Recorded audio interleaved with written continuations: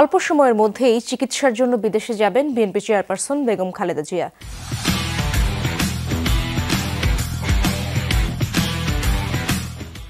ফেনীতে বন্যায় অসহায় পরিবারকে পুনর্বাসন ও শিক্ষা উপকরণ বিতরণ অনুষ্ঠানে এমনটাই জানিয়েছেন দলের মহাসচিব মির্জা ফখরুল ইসলাম আলমগীর।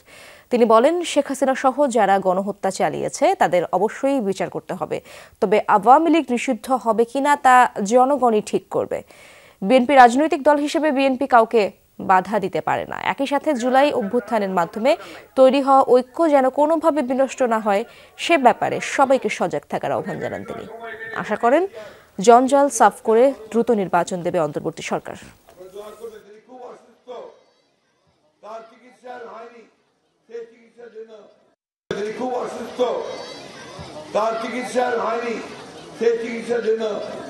আমরা চেষ্টা করছি তাকে বিদেশে পাঠিয়ে দেওয়ার জন্য। হয়তো খুব অল্প সময়ের মধ্যেই তিনি বিলাতে যাবেন চিকিৎসার জন্য।